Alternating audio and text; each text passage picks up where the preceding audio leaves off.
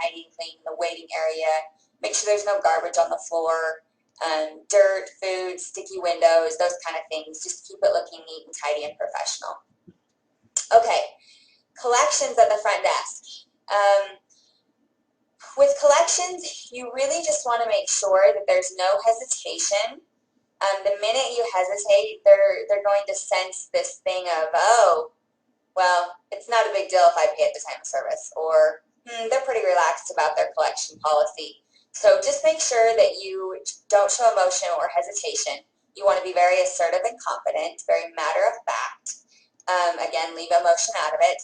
Expect people to pay and afford chiropractic care. So this part of it comes with where your paradigm is when you determine how you value chiropractic care. How much do you value chiropractic care? Would you pay for it as a patient?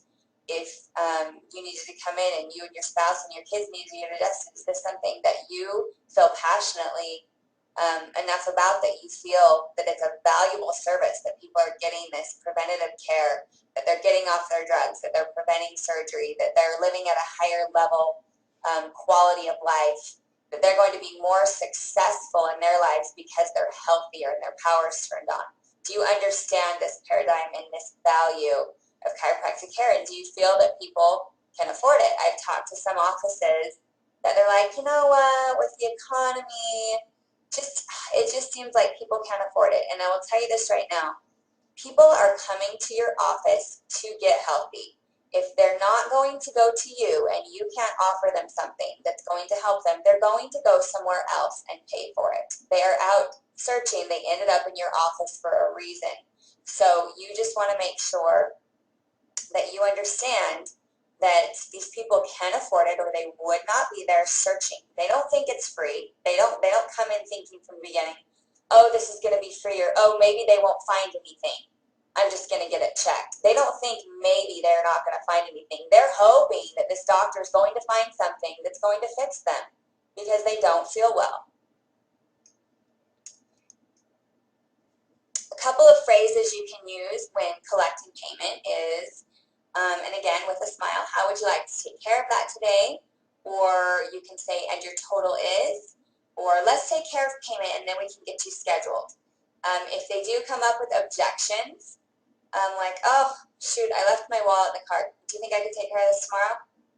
A couple things you can say is, oh, no, you know what? We really like to take care of payment at the time of service. We don't, it's not our policy to let people walk out without paying. So if you want to go get it in your car, I'll just wait for you right here. It's no problem. And make it sound like it's not an inconvenience at all for you if they go out to their car. And kind of you want to just make it where it's really not your problem, but you're willing to work with them so that they can take care of payment that day. And just make it, again, very unemotional and just matter of fact. And, oh, you know what? It's our policy. This is how we do business. And then staying connected with your patient flow. So you're going to have patients that are coming in, patients that are calling in, patients that are leaving, patients that are in rehab, some patients that are in massage. You just want to know and stay focused during that patient flow time. You want to know where all your patients are. Even if you have downtime at the front desk during patient flow, make sure that you're still staying focused on patient flow, because that's actually going to create a better flow. What you think about is what you create.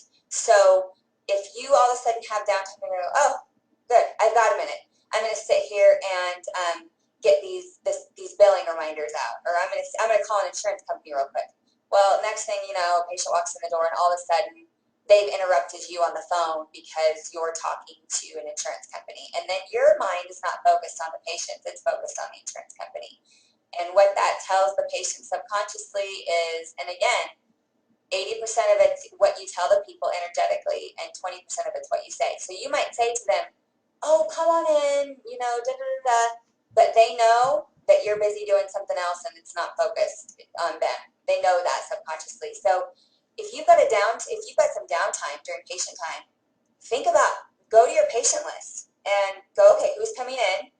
oh, you know what, so-and-so sometimes misses. I'm going to make sure I really give them a lot of love and intent and purpose today so that they don't miss their appointment again. I want to make sure these people get better. And you're focused on their lives and their healing and motivating, or what can I say to so-and-so? You're thinking about the dialogue that you're going to have with these patients before they leave and when they leave. And you're just mindful of them. And that right there is going to make them feel important and loved, and it's going to help them, again, take more responsibility for their health. If you care so much about their health and you're a caring person there at the front desk, and they're going to feel that, and they're going to take their health more seriously and get better results, and that's the whole purpose. Use a recall system. If you guys have not seen Taryn's webinar, Unplugging the Leaky Bucket, I really recommend that you watch it, because she does go over how to do some tracking and recall systems so that no patients fall through the cracks.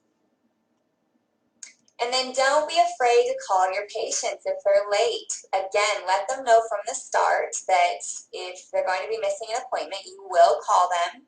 And so you will leave it up to them to call you if they're going to be late. But if they don't, that you will call them, and that's going to be part of your job as their health coach to keep them focused. And so then they know that you're not calling them to harass them. You're calling them because, hey, they're paying you to keep them on track. They're paying you. So don't be afraid to do your job. Just call them and do it in a non-harassing way.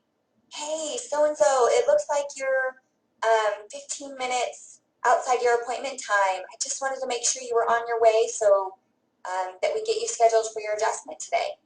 And it's not something that's harassing in any way, and you don't sound annoyed with them, even if it's the 10th time you've called them. Sometimes you can say, hey, would it be easier if we moved you to 11:30?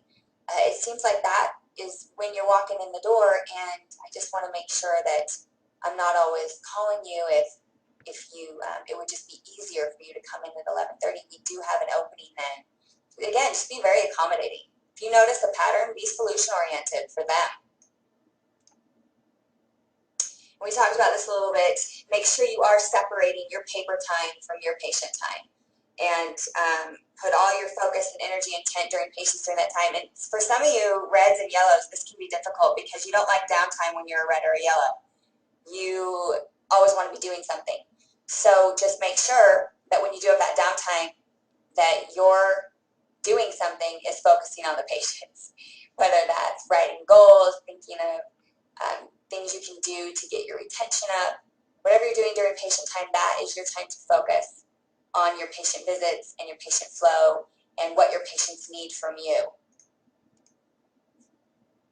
And during patients or during downtime, or during paper time, make sure that you are sending thank you cards or referral cards, especially to patients that haven't been in a while, that you're sending birthday cards and just things to stay connected to your patients, especially if you haven't seen them in a while. You want to keep that connection with past patients, present patients, and so that you are constantly on their mind. It's part of marketing, but it's also just a part of staying connected with your patients.